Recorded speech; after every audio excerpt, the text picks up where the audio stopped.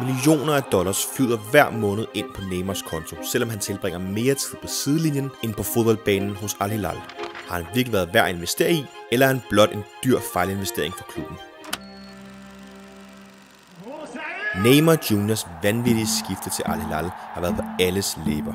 Med en kontrakt, der angiveligt sikrer ham en af de højeste lønninger i fodboldens verden, var forventningerne skyhøje.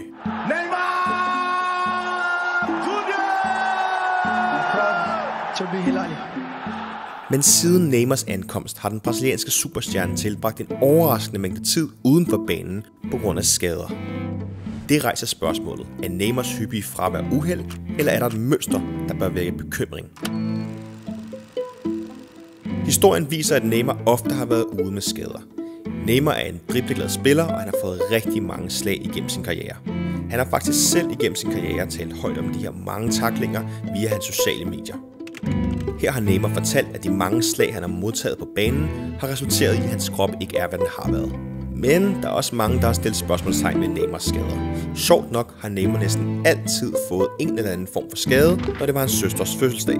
Et tilfælde, der har fået fans til at spekulere over hans prioriteringer. Udover fodbold har Neymar en stor passion for gaming og livestreaming. Her kommer der dog et spørgsmål igen. Hvordan påvirker hans dedikation til gaming hans professionelle forpligtelser? Den brasilianske stjerne har ikke holdt sin kærlighed til videospil skjult. Han har ofte set livestream-spil som Counter-Strike og Among Us på platformen som Twitch, hvor han interagerer med fans og andre spillere. Denne hobby giver Neymar en unik forbindelse til hans yngre fanbase og tilbyder en afslappet atmosfære, hvor han kan vise en mere personlig og anden side af sig selv.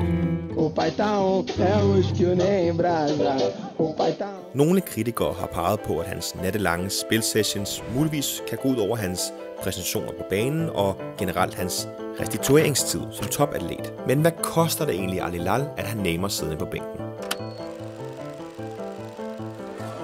Neymars kolossale lønninger kommer til at koste Al Hilal omkring 2,3 milliarder kroner efter 2 år. Det er en kæmpe sum penge for enhver klub, og det føles måske som en endnu større sum, når det er, at alle de her penge de går til en spiller, som der tilbringer det meste af sæsonen på sidelinjen.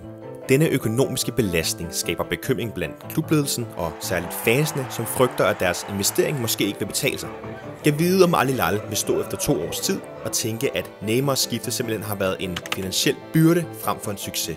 Neymars talent er slet ikke til at diskutere, men en spillers værdi kan ikke kun måles på det tekniske, men også i evnen til at være til rådighed, når det gælder.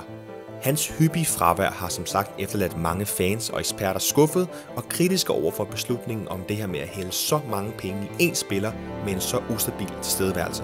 Neymars skader er som sagt noget, vi har set igennem hele hans karriere, så hvorfor skulle det pludselig ikke være der, når han var 31 år, frem for i 20'erne? Deixa de ser desafio novo, né? Cristiano Ronaldo acho que foi o pioneiro em tudo isso, de louco, né? Det står klart, at Neymars transfer til Al Hilal ikke kun handler om fodbold. Det her det er en sag om store penge, store forventninger og måske store fejltagelser. Det er kun tiden, der vil vise, om Neymar kan retfærdiggøre sin løncheck, eller om hans tid i Saudi-Arabien vil blive husket som intet andet end en kostbar affære. Hvad tænker du om Neymars situation i Al Hilal? Er han pengene værd, eller er det tid til, at klubben genovervejer sine dyre investeringer? Del meget gerne dine tanker i kommentarerne nedenfor, og glem ikke at abonnere på kanalen, så jeg kan blive ved med at producere videoer.